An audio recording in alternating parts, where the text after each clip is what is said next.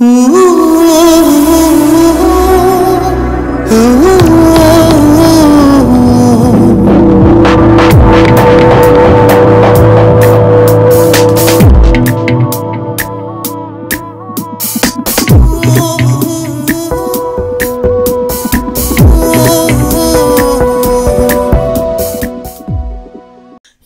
வணக்கம். நாம் இப்போ கொல்லம் மாவட்டத்தில் இருக்கக்கூடிய ஒரு மன்றோ தீவில் ஒரு 4 குடும்பங்கள் தமிழ்நாட்டிலேருந்து சுற்றுலா போயிருக்கோம். இந்த மன்றோ தீவில் இருக்கிற இந்த ஹோட்டலில் தான் நாங்கள் தங்கியிருந்தோம். இந்த ஹோட்டலுக்குள்ளேயே ஒரு மீன் குளம் இருக்கிறது. இந்த மீன் குளத்திலிருந்து நமக்கு தேவைப்பட்டால் அப்போவே மீன் பிடிச்சி சமைச்சி சுட சுட நமக்கு தராங்க. அந்த தீவிலே ரொம்ப அமைதியான இடம். இந்த ஹோட்டல் ரொம்ப குறைந்த விலையில் ஒரு நிறைவான சேவையோடு இருக்கக்கூடிய இந்த ஹோட்டல் எல்லாருமே போய் அனுபவிக்க வேண்டியது. இதை இப்போ பார்த்துட்ருக்கீங்களே, இதுதான் பார்த்தீங்கன்னு சொன்னால் அந்த ஹோட்டலுக்கான ஒரு டைனிங் ஹால். பக்கத்துலேயே கிச்சன் இருக்குது. அந்த கிச்சன்லேருந்து சமைச்சு நமக்கு இங்கே தான் உணவு பரிமாறுவாங்க. இங்கே எல்லா ரூமுமே குளிரூட்டப்பட்ட அறைகள் தான் இருக்குது. இதை பார்த்திங்கன்னா இதெல்லாம் ஏசி ரூம் தான். ரொம்ப சுத்தங்க. 100% சுத்தத்துக்கு நாம் உத்தரவாதம் கொடுக்கலாம். அப்படி ஒரு ஹோட்டல் இந்த மன்றோ ஐலாண்டுக்குள்ளே இருக்குது.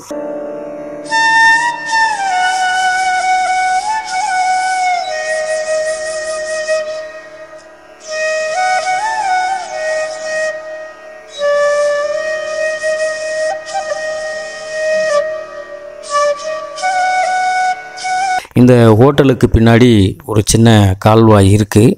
அந்த கால்வாயில் பார்த்திங்க அப்படின்னு சொன்னால் நம்ம படகு உலா போகிறதுக்கான ஒரு போட்டும் அங்கே தான் இருக்குது. அந்த பார்த்திங்கன்னா 2 போட்டு இருக்குது பாருங்கள். இந்த 2 போட்டு தான் இதை மலையாளத்தில் வள்ளம் அப்படின்னு சொல்லுவாங்க. இந்த 2 வள்ளங்கள் தான் நம்மளை ஏற்றிக்கிட்டு அந்த மன்றோ ஐலாண்டை முற்றிலும் நமக்கு சுற்றி காமிக்க போகுது. இந்த போட்டு ஓட்டுறதுக்கான ஓட்டுநரும் காத்துட்ருக்காரு. இவர் தான் அந்த படகை ஓட்டக்கூடிய ஒரு படகோட்டி. இன்னும் ஆசிரியர் குடும்பங்கள் வரல அப்படிங்கிறதுக்காக அவர் காத்துட்ருக்காரு. இப்போது நம்ம படகு எல்லோரும் வந்துட்டாங்க. படகுல எல்லோரும் ஏறியாச்சு.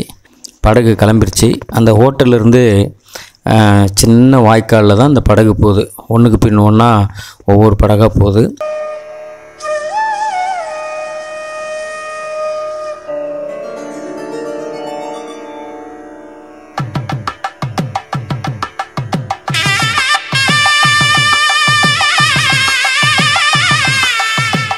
இந்த மாதிரி சிறு சிறு பாலத்துக்குள்ளே போகும்போது ரொம்ப குனிஞ்சு போனோம். அது ரொம்ப த்ரில்லிங்காகவும் இருக்குன்னு வச்சுக்கோங்களேன்.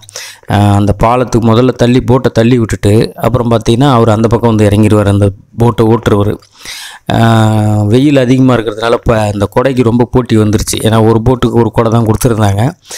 அது பார்த்திங்கன்னா நான் பிடிக்கிறேன் நீ பிடிக்கிறேன் அப்படின்னு சொல்லி எல்லாேருக்கும் ஒரே மகிழ்ச்சி பேரலைன்னு வச்சுக்கோங்களேன்.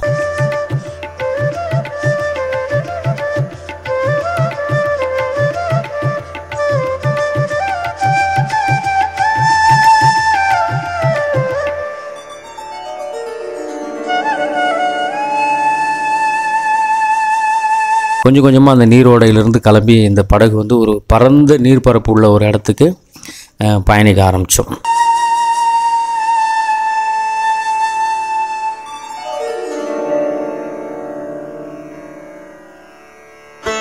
இன்னொரு வள்ளத்தை ஓட்டிகிட்டு போகிற ஓட்டுநர் அதிகமாக நம்மோட பேச்சுவார்த்தை தவிர்த்துறாங்க. நாமளாக பேசுகிறாலும் ஒரு 2 வார்த்தைகள் தான் பேசுகிறாங்க. ஆனால் அவங்களுடைய கவனம் முழுக்க பார்த்திங்கன்னு சொன்னால் அந்த படகு ஓட்டத்தில் எங்கெல்லாம் ஆழம் இருக்குது, எங்கே ஆபத்தானது அப்படிங்கிறத தெரிஞ்சுக்கிட்டு அதுக்கேற்ற மாதிரி படகு ஓட்டுறாங்க. ரொம்ப ரொம்ப கவனமாக ஓட்டுறாங்க.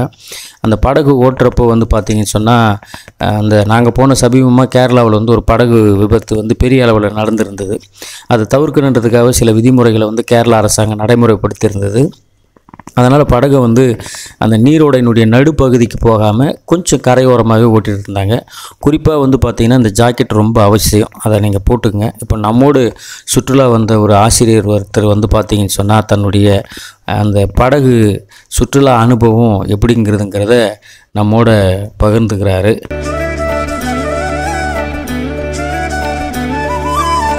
23/5/2023 அன்று காலையில் நாங்கள் இங்கே சேர்ந்தோம் மன்றோ ஐலாண்டுக்கு. மிக அருமையான ஒரு பயணம். இந்த பயணம் என்னன்னு பார்த்தீங்கன்னா, இதுக்கு முன்னாடியெல்லாம் நம்ம பெரிய பெரிய போட்லலாம் போயிருப்போம். ஆனால் இது பார்த்தீங்கன்னா ரொம்ப ரொம்ப கிட்டவே தண்ணி, அழகான ஒரு இயற்கை காட்சிகள் வந்து அப்படியே ரொம்ப கிட்டவே பார்க்கக்கூடிய ஒரு வசதி. அதே மாதிரி பார்த்தீங்கன்னா பக்கத்தில் உட்காந்து பேசிக்கிட்டே போகிறோம். இதுக்கு முன்னாடி பார்த்தீங்கன்னா அந்த படகுல அந்த துடுப்பு தள்ளிட்டு வருவாங்க. ஆனால் அது அவங்க உட்காருவாங்க, அவங்க நம்ம பக்கத்தில் இருப்பாங்க, அது கொஞ்சம் டிஸ்டர்பன்ஸாக இருக்கும். ஆனால் இங்கே அப்படி இல்லை, துடுப்பு இல்லாமல் ஒரு பெரிய மூங்கில் வச்சு அவர் பின்னாடி யாருக்குமே டிஸ்டர்பன்ஸ் இல்லாத அழகாக அவர் தள்ளிட்டு வராருங்க. நம்ம ஃபேமிலியோடு இங்கே வந்து உட்காந்து இந்த முன்ரன் ஐலாண்ட் வந்து மிக அருமையான ஒரு கண்கொள்ளா காட்சியாக இருக்குது. ரொம்ப சூப்பரான ஒரு இடமாக இந்த இருக்குது. அதனால் ரொம்ப நாங்கள் லைக் பண்ணுறோம். நாங்கள் வாழ்க்கையில் நிச்சயமாக ஒவ்வொருத்தரும் இந்த மாதிரி இடத்துக்கு வந்தே ஆகணும். கண்டிப்பாக வந்தீங்க அப்படின்னா நம்முடைய ஸ்ட்ரெஸ் குறைஞ்சி எவ்வளவோ ஒரு சந்தோஷத்தை நீங்கள் அனுபவிக்கலாம். அதனால் நிச்சயமாக இந்த இடத்துக்கு நீங்கள் எல்லாருமே வரணும், வந்து என்ஜாய் பண்ணணும் அப்படின்னு நான் கேட்டுக்கிறேன்.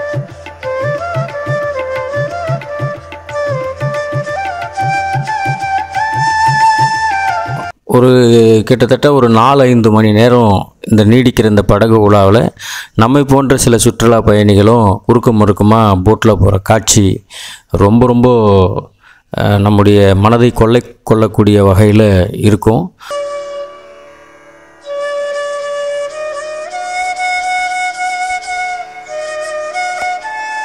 நாம் ஏற்கனவே சொன்னது போல் இந்த மேலே வந்து சாலை போக்குவரத்துக்கான ரோடு இருக்கும். அதுக்கு அடியில் வந்து பார்த்திங்கன்னு சொன்னால் ஒரு சின்ன ஒரு குறுகிய சந்து தான் இருக்கும். அந்த குறுகிய சந்துக்குள்ளே அந்த படகு கொண்டுட்டு போகிற வந்து ஒரு விந்தை வந்து பார்த்திங்கன்னு சொன்னால் நீங்கள் ரொம்ப ரசிப்பீங்க. ஏன்னா 2 படகுமே ஒன்றோட ஒன்று முட்டிக்க இந்த மாதிரி நேரங்களில் வந்து கை குறுக்க வைக்கக்கூடாதுன்னு சொல்லுவாங்க. ஆனாலும் நம்ம ஆளுங்க கை வைப்பாங்க. ஏன்னா 2 படகு முட்டிக்கிடுச்சின்னு சொன்னால் நம்ம கை நசுங்கி போயிடும்.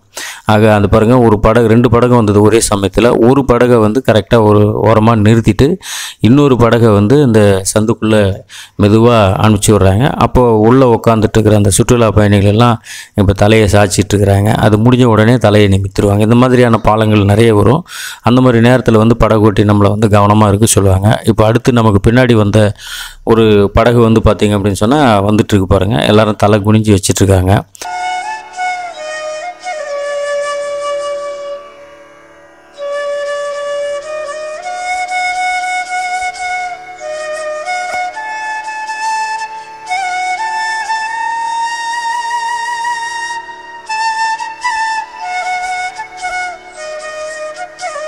திடீர்னு பாருங்கள், ஒரு பரந்த நீர்ப்பரப்பை விட்டுட்டு ஒரு 4 அடி 5 அடி உள்ள ஒரு கால்வாயில் வந்து நம்முடைய படகு வந்து பயணிக்க ஆரம்பிச்சிது. இந்த பக்கம்லாம் வந்து பார்த்திங்கன்னா மொத்தம் வயல் நிலங்கள்.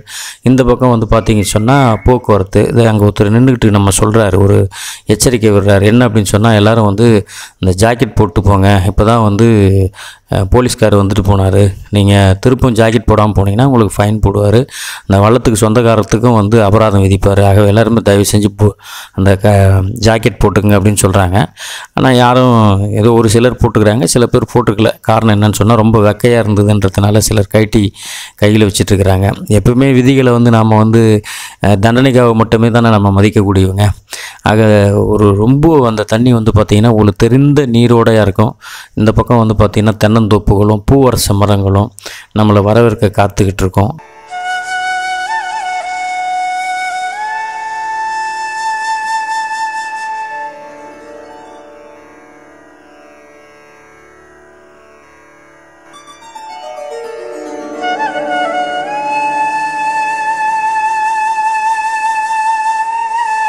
நமக்கு தண்ணி தாகம் நிறைய எடுக்கும் அப்படிங்கிறதுக்காக அங்கே கடைகள் இருக்குது. அங்கே வறுத்த வேர்க்கடலை, அப்புறம் வந்து பார்த்திங்கன்னு சொன்னால் குடிக்கிறதுக்கான தண்ணி எல்லாமே வாங்கிக்கிடலாம். எவ்வளோ தண்ணி வாங்கினாலும் பத்தாது. அதனால் நீங்கள் படகுல கிளம்புறதுக்கு முன்னாடியே, ஹோட்டல்லேருந்து கிளம்புறதுக்கு முன்னாடியே நிறைய குடிக்கிறதுக்கான தண்ணியை வந்து கேனில் எடுத்து வச்சுட்டு கிளம்பிடுங்க. ஏன்னா அங்கே போகிறப்ப வந்து பார்த்திங்கன்னு சொன்னால் 20 ரூபா ஒரு லிட்டர் அப்படிங்கிறது கிட்டத்தட்ட ஒரு 30 ரூபாய்க்கு கூட நம்ம விலை கொடுத்து வாங்க வேண்டிய ஒரு கட்டாயம் இருக்கும்.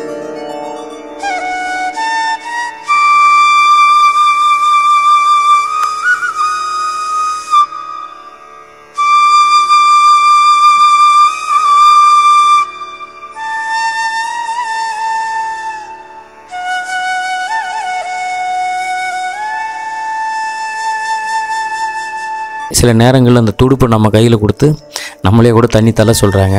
ஆனால் நீங்கள் ரொம்ப நேரம் தள்ள முடியாது, ஏதோ ஆர்வ கோளாறில் தள்ளலாம். ஆனால் நாம் தள்ளுறதுனால படகை இயக்கவே முடியாது. பின்னாடி அவங்க மூங்கில் குச்சியில் வச்சு தான் அந்த படகுனுடைய மொத்த போக்குவரத்தையும் அவங்க தீர்மானிக்கிறாங்க. ஆக நீங்கள் ஒரு 4 குடும்பமாக போகிறீங்க, இல்லை 5 குடும்பமாக போகிறீங்கன்னா அதுக்கேற்ற மாதிரி 5 வள்ளங்கள் 6 வள்ளங்கள் எடுத்துக்கிட்டு போகிறப்ப வந்து பார்த்திங்கன்னு சொன்னால் ரொம்ப மகிழ்ச்சியாக இருக்கும். அதே போல் நம்ம படகுல போய்கிட்டு இருக்கிறப்ப அந்த பக்கத்தில் இருக்கிற சாலைகளில் போகிற வண்டிகள் எல்லாம் வந்து பார்த்திங்கன்னா நம்மளை பார்த்துக்கிட்டே போவாங்க.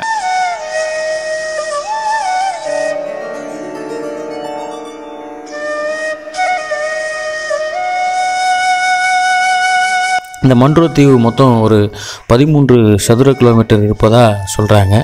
இந்த மன்றோ தீவு வந்து பார்த்திங்க அப்படின்னு சொன்னால் பொதுவாகவே ஆலப்புழாவை வந்து இந்தியாவினுடைய வெனிஸ் என்று சொல்வார்கள், மன்றோவை வந்து மறைக்கப்பட்ட வெனிஸ் என்று சொல்வார்கள்.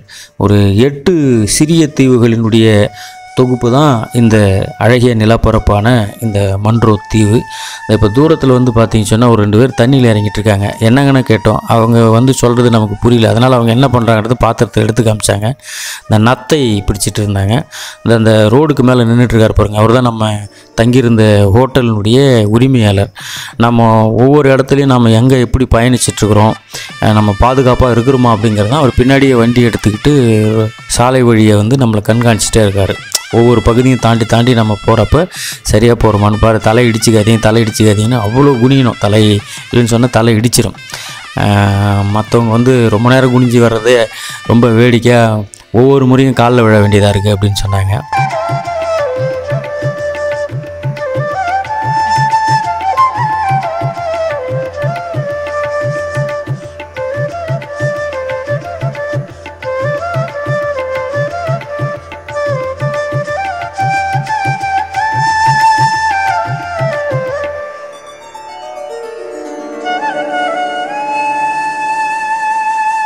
ஒரு தம்பதியை வந்து நாங்கள் போகிறப்போ படகுலா ரொம்ப மகிழ்ச்சியாக போயிட்டு இருந்தாங்க. அவங்கெல்லாம் வந்து ரொம்ப கொடுத்து வச்சவங்கன்னு நான் நினைக்கிறேன். ஏன்னா ஒரு அப்படி சாதாரணமாக பேசிக்கிட்டு போகிறதுன்றது தனிமையில் எவ்வளோ பெரிய ஒரு மகிழ்ச்சியான விஷயம். ஏன்னா நம்ம என்ன பேசினாலும் படகோட்டிக்கு தெரிய போகிறதில்ல. ஏன்னா அவருடைய மொழி மலையாளம், தமிழ் நம்மளால் மலையாளம் எளிமையாக புரிஞ்சிக்க முடியுது, தமிழ் அவங்க புரிஞ்சுக்கிறதுக்கு கொஞ்சம் சிரமம் தான் படுறாங்க. அதற்கு காரணம் நம்முடைய வட்டார வழக்குகளாக இருக்கலாம். இப்போ கிட்டத்தட்ட ஒரு மாங்க்ரோவ் காடுகளுக்குள்ளே நம்முடைய படகு போயிட்டுருக்கு. பார்த்தீங்கன்னு சொன்னால் அந்த மாங்க்ரோவ் காட்டுக்கு போகக்கூடிய அந்த நீர்வழி பாதை பாருங்களேன், ஒரு 3 அடி இல்லைன்னா ஒரு 4 அடி குறுக்களவு தான் இருக்கும்.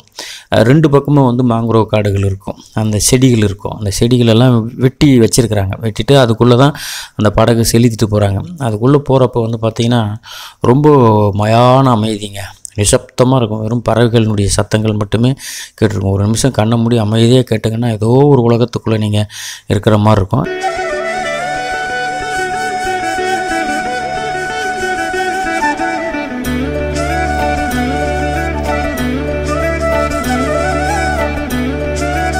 சில இடத்துல இந்த சிறுமுள்ளி பூக்கள் வந்து நீல கலரில் பூக்களை பூத்திருந்தது. அது பார்க்கறதுக்கு ரொம்ப அழகாக இருந்தது. நீர்முள்ளி பூக்களினுடைய பூக்கள் அந்த நீல நிறத்தில். இப்போ ஒரு பரந்த நிலப்பரப்பு நோக்கி நம்முடைய படகு போய்கிட்டு இருக்கு. நிலப்பரப்பு இல்லை, நீர்ப்பரப்பு. இந்த நீர்ப்பரப்புக்குள்ளே நம்ம போகிறப்போ ரொம்ப ஆர்வம் நமக்கு அதிகமாக இருக்கும். எங்கே கூப்பிட்டு போகிறாங்க, இது கடலா இல்லை ஆறா அப்படின்னு பார்த்தீங்கன்னா இதுதாங்க அங்கே இருக்கிற ஒரு ஏரி, அஷ்டமுடி ஏரின்னு சொல்லுவாங்க. ஆக இங்கே ஒரு ஆறு ஒன்று போய்கிட்டு இருக்கு. அந்த ஆறோட பேர் வந்து கல்லாடா அப்படிங்கிற ஒரு ஆறு. அந்த ஆறு தான் இந்த ஏரியில் கலக்குது, அஷ்டமுடி ஏரி. அந்த அஷ்டமுடி ஏரி தான் இந்த பரந்த நீர்ப்பரப்பு. இந்த அஷ்டமுடி ஏரியும் உப்பங்கழிகளும் சிறு சிறு கால்வாய்களும் கல்லாடா ஆறும் சூழ்ந்த ஒரு நிலப்பகுதி தான் இந்த மன்றோ ஐலண்ட். அதனால தான் இது வந்து மறைக்கப்பட்ட வெனிஸ்ன்னு சொல்கிறாங்க. அப்போ தூரத்தில் ஒரு பறவை அழகாக ஒரு குளியல் போட்டு மெதுவாக பறந்துட்டு இருந்தது. அது என்ன பறவைன்னு நம்ம ஊர் நாரையான்னு பார்த்தோம், இல்லை அது ஏதோ வேறு ஒரு பறவை. அப்படியே திருப்பும் அந்த பறந்த நீர்ப்பரப்புலேருந்து படகு விலகி திருப்பும் சின்ன சின்ன கால்வாய் வழியே பயணிக்க ஆரம்பிச்சிருச்சு. அந்த நீர்ப்பரப்பு முடிஞ்சிருச்சு. எதுக்கு ஒரு நீர்ப்பரப்பை காமிச்சிட்டு திருப்பும் ஒரு கால்வாய்க்குள்ளே வரும்போது சூரிய அஸ்தமனங்க. ரொம்ப அழகாக இருந்ததுங்க அந்த காட்சி, அந்த சூரிய அஸ்தமனம்.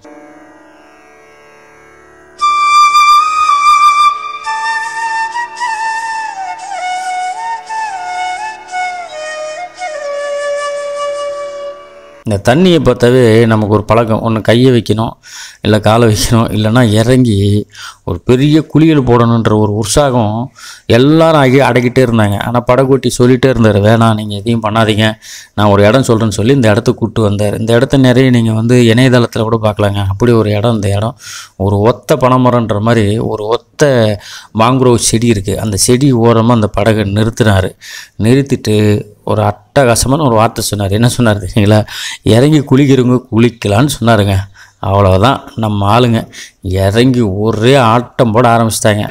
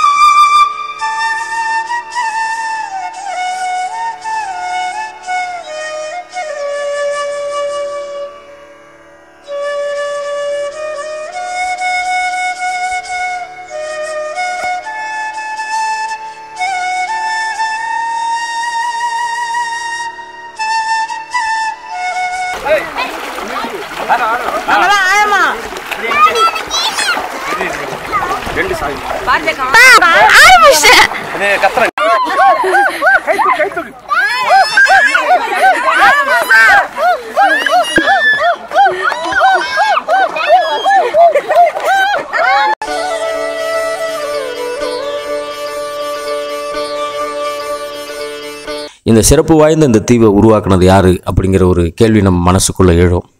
1790 இந்த பகுதிக்கு 2வது நிர்வாக தலைவராக இருந்த பிரிட்டிஷ்காரர் கர்னல் ஜான் மன்ரோ அவர் தாங்க இங்கே இருக்கிற கால்வாய்களையும் உப்பங்கழிகளையும் தூர்வாரி இந்த ஒரு அழகான தீவை அமைச்சிருக்காரு. அதனால தான் அவர் பேர்லேயும் இன்றைய வரைக்கும் இந்த தீவு அழைக்கப்படுகிறது மன்ரோ தீவு என்று. அதாங்க, வாழ்க்கையில் நம்ம சாகரத்துக்குள்ளே கண்டிப்பாக நம்ம பேர் இருக்கிற மாதிரி ஏதாச்சும் ஒன்று செஞ்சுட்டு போனாங்க. அதை தாங்க மன்ரோ செஞ்சுருக்காரு.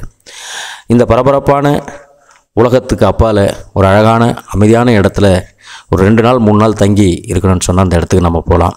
அந்த இடத்த விட்டு பிரிய மனசு இல்லாமல் நாங்கள் படகுல கிளம்புறப்போ பலவிதமான அழகான காட்சிகள், அந்த காட்சிகளை பார்க்குறப்போ யுகபாரதியினுடைய ஒரு கவிதை அந்த ஒற்றை மரத்தை பார்க்கிற பொழுது என் மனசில் எழுந்தது.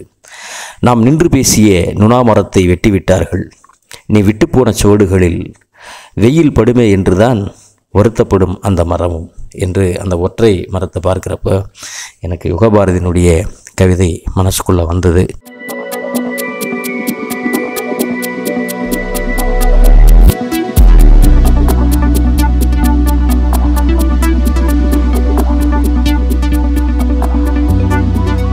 ஒரு 2 அடி 3 அடி குறுக்களவு உள்ள அந்த மாங்குரோவ் காடுகளுக்குள்ளே படகு நுழைய ஆரம்பிச்சிருச்சு.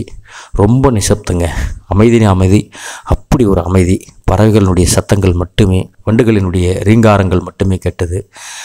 அந்த சிலுசிலுக்கிற அந்த பறவைகளினுடைய குரல் புது புது மொழிகளாக நமக்கு புரிஞ்சுது. என்ன அர்த்தம் தான் புரியல.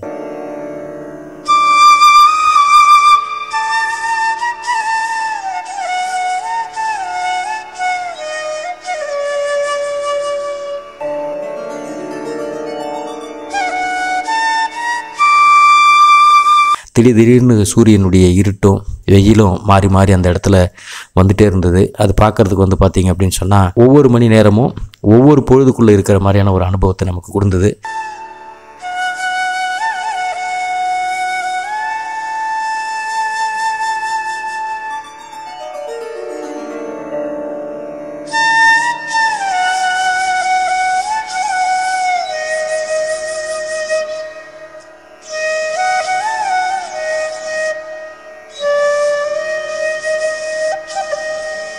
சில நேரங்களில் வந்து தண்ணிக்குள்ளே கால் விட்டாங்க, எதனா அப்படி முதல்ல இருக்குமோ அது இருக்குமோன்ற பயம் வந்தது.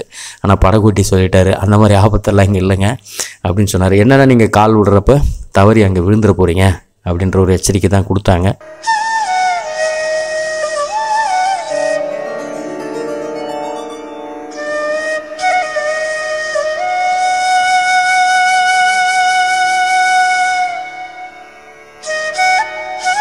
அதாவது வேறு ஒரு உலகத்தில் வாழற மாதிரியான ஒரு எண்ணத்தை நமக்கு அந்த பகுதி ஏற்படுத்தும்.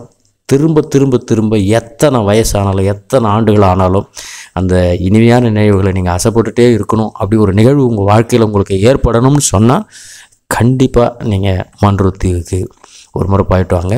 ரொம்ப செலவெல்லாம் ஏற்படாதுங்க, ரொம்ப குறைந்த செலவு தான். கொல்லத்திலிருந்து ஒரு 24 கிலோமீட்டர் தான்.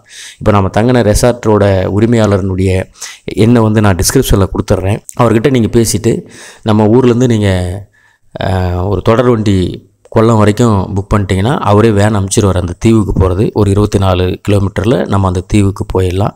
அது ஒரு வழி இருக்குது. இன்னொரு வழியும் இருக்குது. நீங்கள் தென்காசி வழியாக செங்கோட்டை வழியாக போனீங்கன்னா குன்றா அப்படிங்கிற ஒரு ரயில்வே ஸ்டேஷனில் இறங்குனீங்கன்னா அங்கேருந்து இந்த தீவுக்கு போயிடலாம்.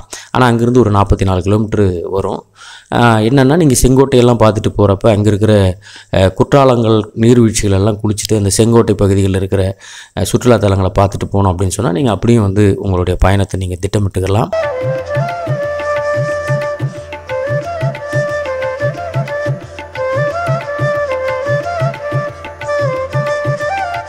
அந்த நீல நிறம் தாங்க, எங்கே பார்த்தாலும் அந்த தண்ணியினுடைய நீல நிறம். இந்த நீல நிறத்தை பார்க்குறப்பவே அது வந்து ஒரு சமத்துவத்துக்கான ஒரு நிறம் இல்லையா நீல நிறம். அந்த நேரத்தில் ஒரு கருத்து வந்து மனசுக்கு வருதுங்க. இங்கே சமுதாயத்தில் வந்து பார்த்திங்க அப்படின்னு சொன்னால் கல்லை கடவுளாக மதிக்கிறதுக்கு இங்கே ஒரு சிக்கலுமே இல்லை. கல்லை கடவுளாக மதிக்கிறதுக்கு இங்கே ஒரு சிக்கலும் இல்லை. சக மனுஷனை சமமாக மதிக்கிறதுல தான் இங்கே சிக்கல் இருக்குது. எவ்வளோ வருத்தமான விஷயம் பாருங்கள். அந்த நீல நிறத்தை பார்க்குறப்போ அந்த சமத்துவங்கிற எண்ணம் தான் உள்ளே வந்தது.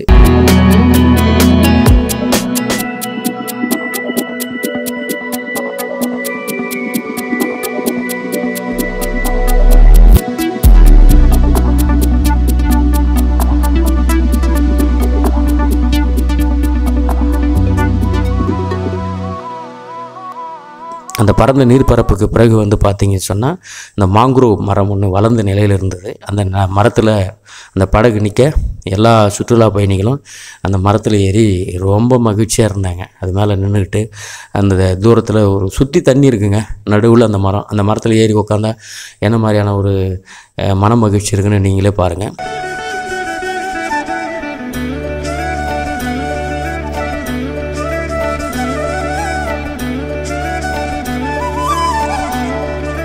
நம்ம படகு ஓட்டி ரொம்ப களைச்சி போயிட்டாருன்னு நினைக்கிறேன்.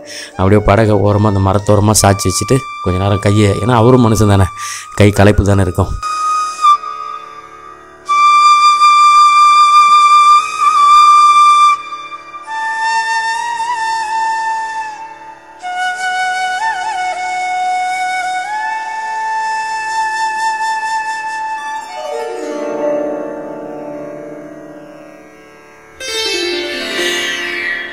இந்த பரந்த நீர்ப்பரப்பு மாலை நேரம் ஆன உடனே அழகான காற்று மேலே வீச ஆரம்பிச்சிது. அப்போ வந்து பார்த்திங்க சொன்னால் அந்த திருநாவுக்கரசனுடைய அந்த பாட்டு மனசுக்கு வந்தது.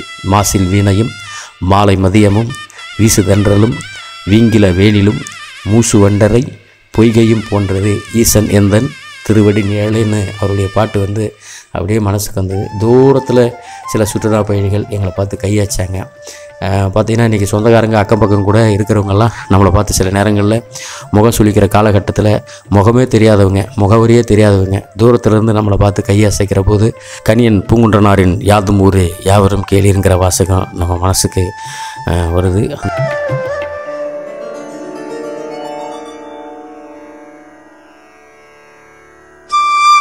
அந்த பரந்த நீர்ப்பரப்பில் தூரத்தில் இருக்கிற நிலப்பரப்புகளை பார்க்குறப்போ ஏதோ அந்த தீவுக்கு ஒரு பெரும் கோட்டை போல், ஒரு கோட்டைக்கான அரண் போல் அந்த நிலப்பரப்பில் இருந்தது. திடீர்னு வந்து பார்த்திங்கன்னா ஒரு மேகம் வானம் கருக்கொள்ள ஆரம்பிச்சிது. அது வெண்மேகம் தான், கருமேகம் கிடையாது. அந்த மேகம் வந்து பார்த்திங்க சொன்னால் அப்படியே அந்த தண்ணிக்கும் வானத்துக்கும் ஒரு பெரிய தூணை நிலைநாட்டின மாதிரி இருந்தது. அதுக்கப்புறம் ரொம்ப நீங்கள் இணையதளத்தில் பார்க்கலாம், ஒரு குகை மாதிரி இருக்கும், ஒரு வளர்ந்த மாங்குரோவ் மரம், 2 மரங்கள், அந்த சந்துக்குள்ளே 2 படகுகள் போயிட்டுருக்கும். அப்படி உள்ளே போயிட்டு வர்றது வந்து பார்த்திங்க அப்படின்னு சொன்னால் அது ஒரு தனிப்பட்ட ஒரு மகிழ்ச்சியான ஒரு நிகழ்வாக இருக்கும். அப்படியே 2 படங்களும் ஒரு சேர அந்த குகைக்குள்ளே போய் அப்படியே வெளியே வரும். நீங்கள் அங்கே வந்து பார்த்தீங்கன்னு சொன்னால் அங்கெல்லாம் நம்ம இறங்கி குளிக்க முடியாது, ரொம்ப ஆழமாக இருக்கும். அங்கே கொஞ்ச நேரம் படகு நிறுத்துவாங்க.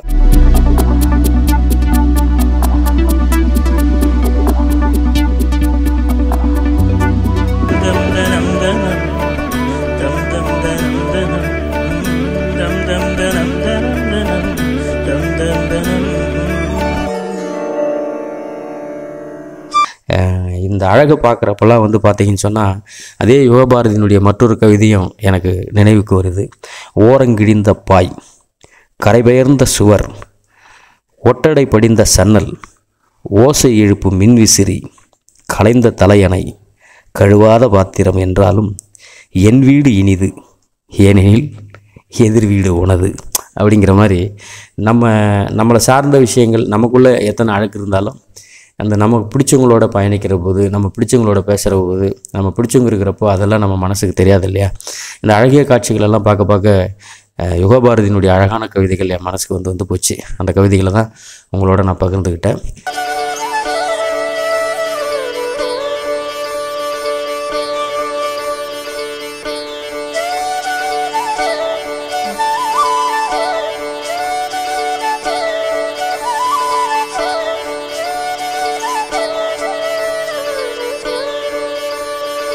அதுக்கப்புறம் தூரத்தில் வந்து பார்த்திங்கன்னா சில நட்சத்திர விடுதிகள் இருந்தது. அது வந்து பார்த்திங்கன்னு சொன்னால் அந்த நட்சத்திர விடுதிகள் வந்து பார்த்திங்கன்னு சொன்னால் நம்ம தங்கிறதுக்கு கொஞ்சம் கூடுதலாக பணம் செலவாகும். லேக் அண்ட் ரிவர்னு பேர். முதல்ல நாங்கள் அதில் தங்கிறதுக்கு தான் திட்டமிட்டிருந்தோம். ஆனால் நாங்கள் ஒரு 8 நாள் வந்து கேரளா டூர் போகணும் அப்படிங்கிறதுனால பட்ஜெட் கொஞ்சம் கூட ஆகிடுங்கிறதுக்காக இந்த மாதிரி ஒரு சின்ன ரிசார்ட் பார்த்து நாங்கள் தங்கினோம்.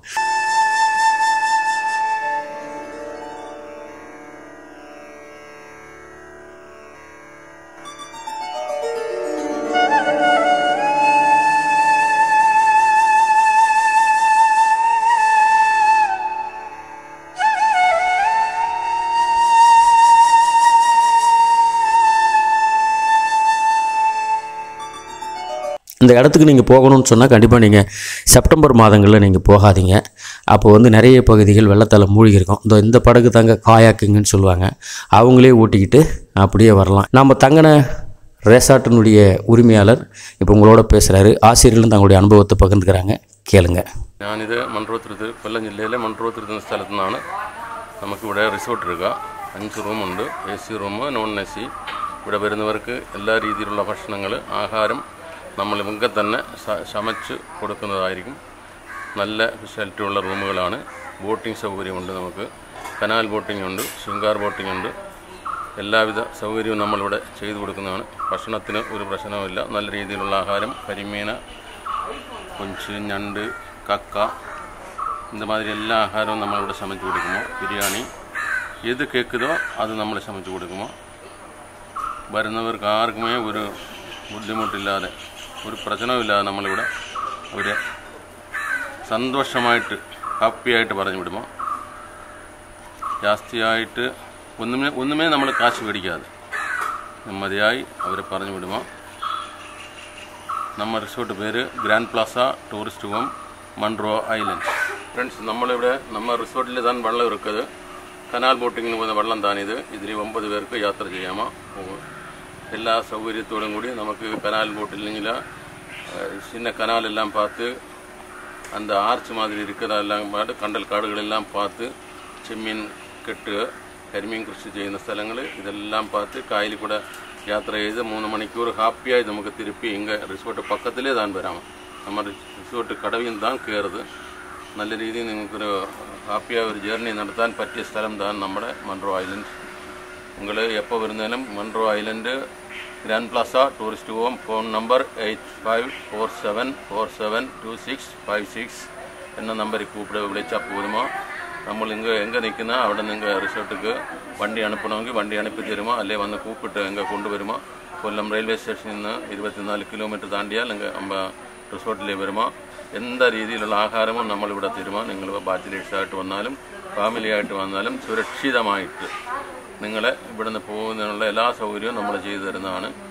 എൻ പേര് ശശികുമാർ. നമ്മ റിസോർട്ട് പേര് grand plaza tourist home Munroe island. Kollam railway സ്റ്റേഷനിൽ 24 കിലോമീറ്റർ താനെ.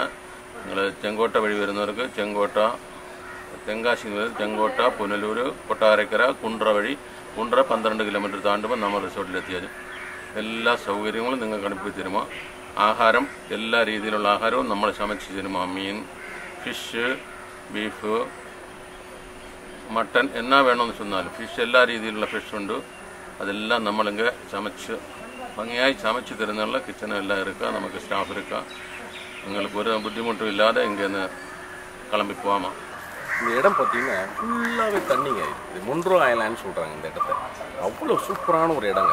அதாவது எப்படின்னு பார்த்தீங்கன்னா, கிட்டத்தட்ட இந்த பரப்பு ஒரு 10 கிலோமீட்டர் இருக்குது அப்படின்னா கிட்டத்தட்ட 7-8 கிலோமீட்டர் தண்ணி தாங்க. ஃபுல்லாகவே உள்ளே தான் நாங்கள் நின்றுட்டுருக்கோம். அப்படி அந்த போட்டிங் போனோம் அப்படின்னு பார்த்தீங்கன்னா ஃபுல்லாகவே தண்ணியில் தாங்க. அப்படியே அந்த பேக் வாட்டர் கிட்டத்தட்ட நம்ம கண்ணுக்கு எட்டின தூரம் தண்ணி. அழகான அந்த போட்டில் போகும்போது அந்த அந்த மகிழ்ச்சி இருக்குது பாருங்கள். அந்த இயற்கை சுற்றி வந்து பச்சை பசேர்னு மரம் செடி கொடிகள், அதுக்கு இடையில் நம்ம படகுல போகிறோம். அந்த படகு பார்த்திங்கன்னா அழகாக அந்த துடுப்பெல்லாம் பயன்படுத்துறது இல்லைங்க, அந்த மூங்கில் பயன்படுத்துகிறாங்க. அந்த மூங்கில் பார்த்திங்கன்னா அப்படியே அழுத்திட்டு அதனுடைய ஃபோர்ஸில் அந்த எடுத்துகிட்டு போகிறாங்க. தண்ணி கிட்ட நம்ம கை இருக்குது, பச்சை பசேர்னு சுற்றி நிறைய இயற்கை காட்சிகள் நிரம்பி இருக்குது. எடுத்துன்னு போயிட்டு ஒரு சென்ட்ரு ஹைலேண்டில் விடுறாங்க. ஹைலேண்டில் இறங்கி குளிக்க சொல்கிறாங்க. அவ்வளோ ஒரு அற்புதமான கண்கொள்ளா காட்சி. ரொம்ப சந்தோஷமாக இருக்குது. ரொம்ப என்ஜாய் பண்ணோம். நாங்கள் வந்து இந்த நாட்கள் வந்து ரொம்ப மகிழ்ச்சியாக இருந்தது. குடும்பத்தோடு இந்த இடத்த வந்தோம் அப்படின்னா கண்டிப்பாக நம்ம வீட்டில் வந்து ஸ்ட்ரெஸ் எல்லாம் குறைஞ்சி மன அழுத்தங்கள்லாம் குறையிறதுக்கான வாய்ப்புகள் நிறையவே இருக்குது. இங்கே வந்தோம்னா அவ்வளோ மகிழ்ச்சியான ரூம்ஸ் பாருங்கள். இங்கேயே இந்த ஹைலேண்டில் பார்த்தீங்கன்னா கிட்டத்தட்ட 5 ரூம் இருக்குது. நாங்கள் ஒரு 5 ஃபேமிலி வந்திருக்கோம். 5 ஃபேமிலிக்கு 5 ரூம்ஸு. ரொம்ப ஃபுல்லாகவே ஏசி தான். இதில் சாப்பாடு இவங்களே செஞ்சு கொடுத்துட்றாங்க. நம்ம தமிழ்நாட்டிலேருந்து இங்கே வந்திருக்கோம். ஆனால் நமக்குரிய சாப்பாடு, நமக்கு என்ன தேவையோ, நம்முடைய கன்வீனியன்ட் என்னவோ, நமக்கு என்ன டிமாண்ட்ன்றப்போ கேட்டு கேட்டு செய்து தராங்க. எந்த வித வயிறு உபாதைகள் எதுவுமே இல்லை. ரொம்ப டேஸ்ட்டாக இருக்குது. உடலுக்கு எந்த தீங்கும் இல்லை. ரொம்ப அழகாக இருக்குது. எங்களுடைய மூத்த ஆசிரியரான சகோதரர் பார்த்திபண்ணன் வந்து எங்கள் எல்லாரையும் தலைமை தாங்கி ஒருங்கிணைப்பு செய்து அழைத்துன்னு வந்தார். அந்த வேலையில் எங்களுடைய உணவுக்காகவும் மற்றும் நாங்கள் வந்து சந்தோஷமாக இருக்கிறதுக்காகவும் ரொம்ப கஷ்டப்பட்டு பல்வேறு சிக்கல்களுக்கு மத்தியில் வந்து நல்ல நல்ல ஒரு இடங்களை வந்து சுற்றி காமிச்சார். நம்முடைய சாப்பாடு வந்து வீட்டு முறை மாதிரி எப்படி நம்ம வீட்டில் நம்ம சாப்பிடுமோ அதே மாதிரி இந்த இடத்துல வந்து அரேஞ்ச் பண்ணி வச்சுருந்தாரு. அந்த வேலையில் நாங்கள் ஒரு இடத்துக்கு போனோம். எல்லாம் ஆனந்தமாக குளிச்சுட்டு மீண்டும் இந்த இடத்துக்கு வந்தோம். வந்து பார்த்தா நைட்டு வந்து சிக்கன் கறியும் ப்ளஸ் அதனுடன் வந்து சப்பாத்தியும் செஞ்சுருந்தார். மிக அருமையாக இருந்தது. உண்மையிலேயே நம்ம வந்து வீட்டில் எப்படி சாப்பிடுவோமோ அதே மாதிரியான உணவுகள். அது மட்டும் இல்லாமல் அனைவரும் வந்து வயிறு நிரம்ப சாப்பிட்டாங்க. காலை உணவாக வந்து ஆப்பம், இட்லி, புட்டு, மீன் குழம்பு, அதுக்கப்புறம் வந்து பட்டாணி கறின்னு சொல்லி சொல்கிறாங்கங்க. நம்ம சைடில் வந்து பட்டாணி குழம்புன்னு சொல்லி சொல்லுவாங்க. இங்கே வந்து கடலைக்கறின்னு சொல்லி சொல்கிறாங்க. மிகவும் அற்புதமாக இருந்தது. அந்த கடலைக்கறியும் அந்த புட்டுக்கும் ஆப்பத்துக்கும் மீனுக்கும் உண்மையிலேயே நன்றாக இருந்தது. அதாவது வாழ்நாளில் நம்ம வந்து எவ்வளோ பணம் சம்பாதிக்கிறோம், எவ்வளோ வருது, எவ்வளோ போகுது. ஆனால் இது மாதிரி சூழ்நிலைகள் வந்து நம்ம கிடைக்கிறது ரொம்ப வந்து கொடுத்து வச்சுக்கணும். திரு சோளிங்கர் பெண்கள் மேல்நிலைப்பள்ளி திருவாளர் பார்த்திபன் அவர்கள் தலைமை தாங்கி இந்த சுற்றுலா காண்பதற்காக எங்கள் அனைவரும் அழைத்து கொண்டு வந்தார். மிகவும் என் வாழ்க்கையில் மறக்க முடியாத நாளாக கருதுகின்றேன். இந்த இடம் வரலாற்று சிறப்புமிக்க இடமாக கருதப்படுகிறது. இந்த கேனல் பயணம் வந்து ரொம்ப சிறப்பாக அமைந்தது. அந்த ஐலாண்டு வந்து கண்கொள்ளா காட்சியாக இருந்தது. நீண்ட தூரம் அதை கண்டு ரசிக்க மிகவும் உதவியாக இருந்தவர் பார்த்திபன் ஆசிரியர் அவர்கள். நாங்கள் அதாவது வாழ்க்கையிலே மறக்க முடியாது இந்த நிகழ்ச்சி. அது மட்டும் இல்லாமல் இந்த தங்கும் விடுதி வந்து ரொம்ப சிறப்பாக இருந்தது. உபசரிப்பு நல்லா இருந்தது, உணவு நல்லா இருந்தது, சிறப்பாக இருந்தது. இதற்கு முக்கிய காரணமாக இருந்த என்னுடைய மைத்துனர் சண்முகம் அவர்களுக்கும் எங்களை அழைத்து கொண்டு வந்து எங்களுக்கு எல்லா உதவியும் செய்து இந்த எல்லா உணவு முதல் தங்குவிடுதி ஏற்படுத்தி கொடுத்த நம்முடைய பார்த்திபன் ஆசிரியர் அவர்களுக்கு மீண்டும் ஒரு முறை நாங்கள் நன்றி தெரிவிக்கிறோம். பயணத்தின் போதெல்லாம் பின்னாலே போகும் மரங்களாய் சந்திக்கும் நொடிகளில் மனம் பின்னோக்கி போகுதே. ஆனந்தம் நெஞ்சிலே ஒரு ஆர்ப்பாட்டம் செய்யுதே. நம்மை பற்றி நம்மிடம் பல கதை சொல்லி போகுதே. வா நம் நினைத்தது யாவும் இன்று நடக்கிறதே. இரு நெஞ்சம் பேசும் மொழி இனிக்கிறதே. இதை கேட்கும் நேரம் நெஞ்சம் எங்கோ பறக்கிறதே. என் கண்கள் உன்னை கண்டு நீ வாக்கும் ஆடை எல்லாம் உன் நன்மை என் நெஞ்சில் தினம் பொட்டி போகுதே. இதை போல நம் காதல் பல ஜென்மம் ஒன்று சேர இப்போதும் எப்போதும் பேராசை தோன்றுதே.